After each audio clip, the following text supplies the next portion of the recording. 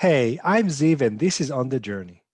Every week on the journey explores the intersections of wellness, spiritual inquiry, mental health, personal growth, and purposeful living through the eyes of the people we interview. And today I'm happy to host Danielle. Danielle is gonna tell us about empowering women, moms, and let's hear it from you, Danielle. Welcome. Okay. Hi. Thank you so much. I'm honoured to be here, and I'm excited to share a bit about me and what I do. So, like you're into empowering women. I think empowering in general is so important and sometimes tricky. So can you tell us about it? Why did you choose empowering? How does it work? What do you do? Okay. So, firstly, please excuse the banging in the background. I'm having some work done in the house, and it's just literally a nightmare. Um, Like the way we are all in the same boat. We are all in the yeah, same boat. yeah, exactly. So the way that I got into this, so I've been I was a young mum, so I started my family when I was. I found out I was pregnant with my first child when I was 19, and what kind of happened after that? I had my second one at 24, so very young mum, and my career life path kind of stopped, and I went all into becoming a mum, and just did what I needed to do to you know make ends meet and keep a roof over our heads. And I kind of lost myself a little bit in that. And before that, I'd always wanted. I'm very very independent. Always wanted my own business. Wanted to be my own boss, to run my own show, kind of thing. And it just didn't happen. I felt like I was thrown into this whole world of parenthood and being a mum, and it just wasn't. I wasn't just. I always had this calling. Like I wasn't just put on this earth to be a mum, to just be a mum. Like I wanted to be more than just mum. um and so I started my business in my mid 20s, and since then it's opened doors to allow me to then share what I know, share my experience, share my story with other women, and help them as well. Because I thought if I'm feeling like this, if I felt like this, if I've experienced this, then I know other women out there have too. So I built my own online business that was completely nothing to do with what I do now. Actually, it was in the multi-level marketing industry, but it just gave me a taste and a slice of that freedom and that flexibility that I craved to be able to run my own ship. To sell my own ship. So it was probably about 2 years ago now that I started the ball rolling to retrain in the coaching world. Obviously, being in the network marketing industry, I experienced quite a lot of success, big teams of women that I empowered, inspired, led, and coached anyway. So I already had like the experience in the coaching world as far as that was concerned. So it was when I started wanting to go off on my own, journey and really niche down in empowerment and business coaching and mindset coaching and really helping women with their struggles of transitioning from that just mum to having it all. So, just because you're a mum, it doesn't mean that you're a mum and your life should be stunted, or your growth should be stunted. You can still grow as your own person. So instead of just being mum, I was now Danielle again. I could be Danielle again. And I know that there's other women out there that, that feel that as well. So I can be Danielle and mum and have it all. And I'm now here to tell other women that they can too. Amazing, amazing. So let's say double tap on this transition and mindset, because at least as an observer, being a mom is an impossible mission. I don't know how can it happen, but still it happens every day to so many people. So you're a mom, which is an impossible, almost impossible mission. It's so demanding, so challenging, and then you need to change your mindset that you can be and do other things. How do you do it? Like, Yeah. what's There's a lot. the first step? Yeah. The first step is acknowledging that you have a dream to do something else, that you want to do something else. And then it's taking the step.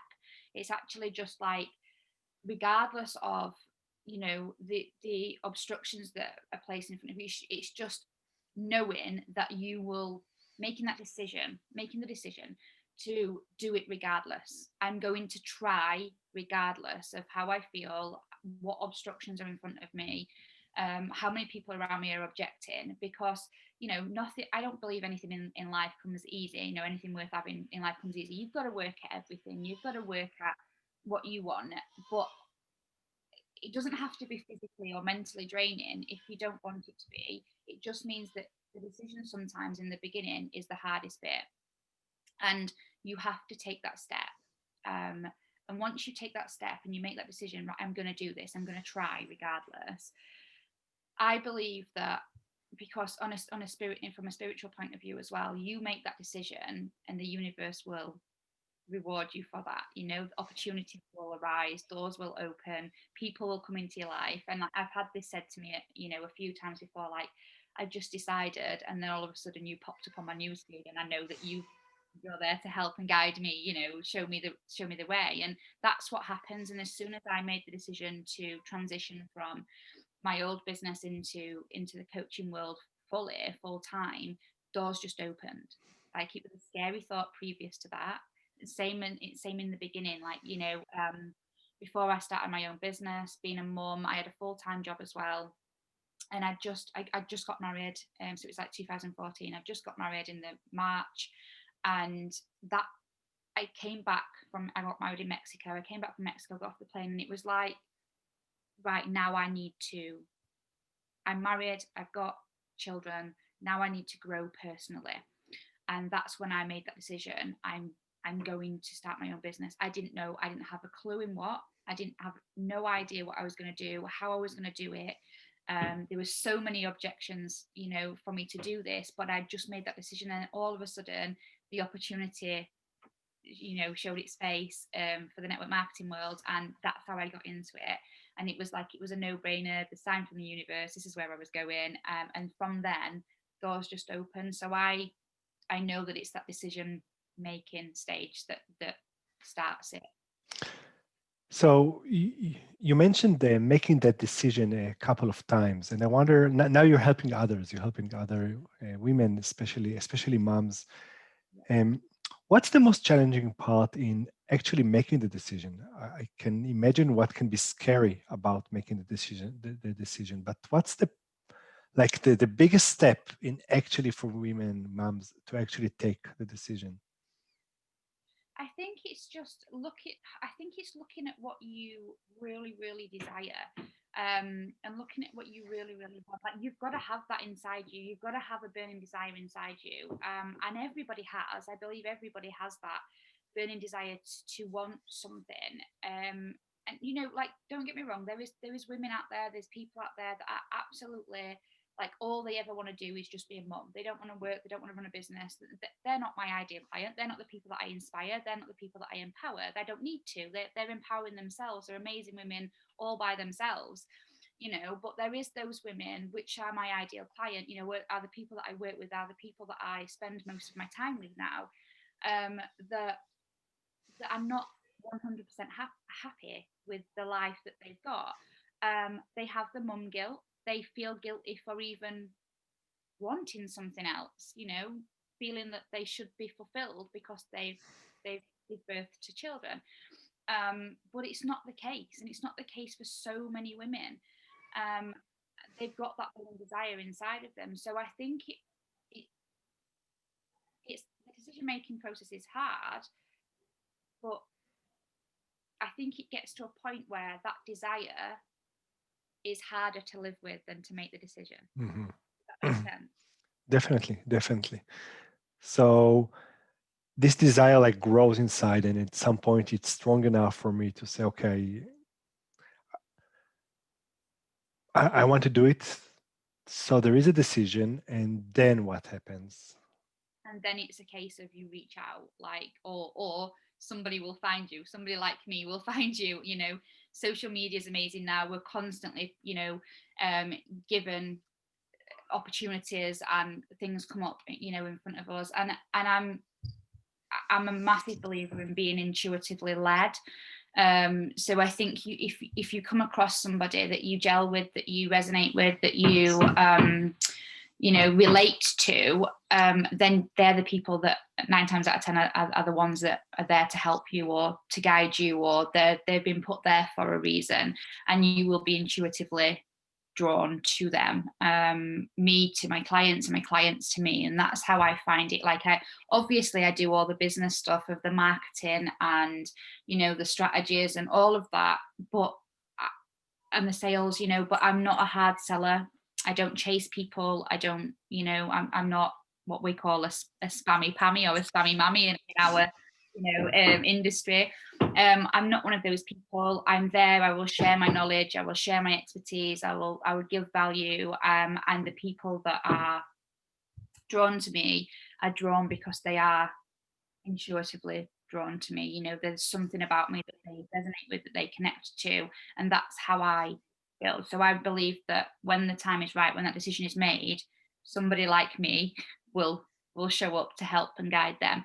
And the next stages are to find help or get help and allow somebody to guide you in the right direction. Like, you're not supposed to do it all on your own. I mean, if I'm quite an independent person, and I've, previous to going into business, I believed that I could do anything myself, and I didn't need help and I didn't need guidance, and I would find that training and I would find that, and to be fair, it's only been the last probably 5 years that I've really understood the value of having a coach, the value of having somebody to just hold your hand and guide you, whether it's paid or free. Just follow somebody that you relate to, that understands your story, that has maybe a similar story to you, that is maybe not that far in front of you, where where you want to go, so that you can follow their lead, so to speak. So find a leader, I suppose. Find leaders in the next stage. Find a leader. Thank you, Danielle. And maybe the last question, because our time is running out. So the last question is, you work in helping people to make a change in their life, and I think change is one of the most difficult things for most people to change. So what would be your advice, okay, when someone made the decision, wants to do it, but like it was 2 years ago, it was 3 years ago, and the decision was made and the change is too difficult? What should they do? I see, this is where